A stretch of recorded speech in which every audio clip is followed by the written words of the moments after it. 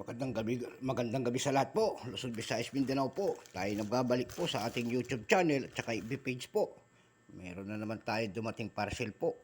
Coins. Ayan po. Kaya gusto natin ibahagi kung ano yung dumating. Ayan. Magandang gabi po sa mga ano natin dyan.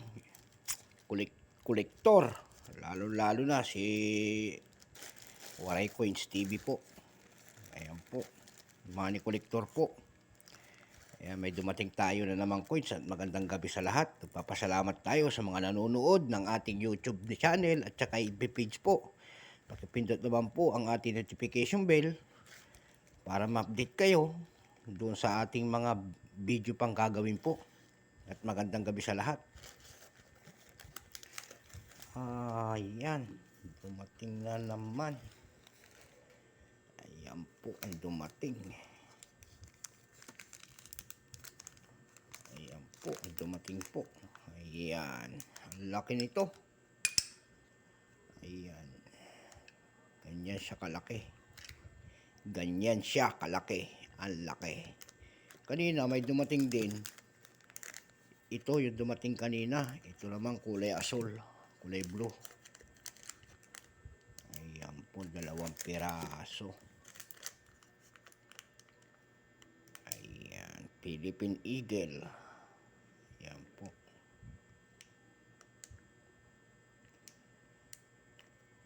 Philippine Eagle po.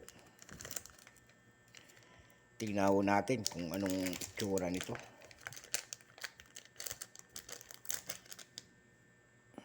Ayan po siya. Laki.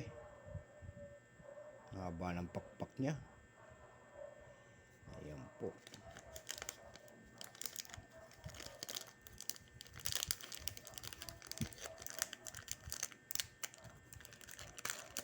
Dumako naman tayo rito po. Ayan, kasi may nakita tayong BSP. 1 peso. Ayan. Nasa ating harapan. Ayan po. BSP po, year 1997 po. Ayan, kintab. Bago natin simulan po, kilalanin muna natin ang coins na ito. Issue Philippines. Ayan po. Period Republic 46, up to date po. Standard circulation po. Years 1995 hanggang 2017 po. Yung 1995 hanggang 2003 po, non-magnetic po ito. Hindi ito namamagnet. Ayan po, magnetin po natin. Ayan, hindi po siya namamagnet. Ayan po, composition po, nickel. Ayan po, may bigat na 6.1 grams, diameter 24 mm, thickness po 1.9 mm, shape, syempre round, orientation, middle alignment po. Reference number po, KM22269. Yan po. Non-magnetic po ito. Ayan. Yung ginawa ng Bangko Sentral po nito ay 38% lamang. Ayan po, 38%. Wala pa po siyang maintained kasi ginagamit pa natin.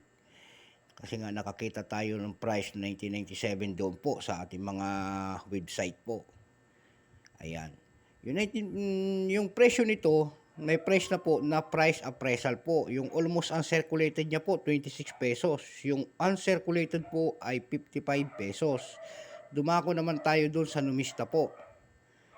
Ayan po. Sa numista po, may nagbebenta nito ng $7.90. Ayan po. Ganyan na siya kalaki. Ayan. Yung 1995 po, 1995 hanggang 2017 din po, may nagbebenta doon po, malaki. Complete set, 3,301.58 pesos po nito, yung mga BSP po natin. Ayan po, sa carousel po, nakakita po tayo doon, 1997 po, nagbebenta po ng 299 pesos. Ayan po, 299, non-magnetic po. Ayan po. May 7.90 rin doon. dollars na nakita natin. So hanggang dito na lamang po ang ating vlog at magandang gabi po sa lahat, Luzon, Visayas, Mindanao at saan kayong panig ng mundo po.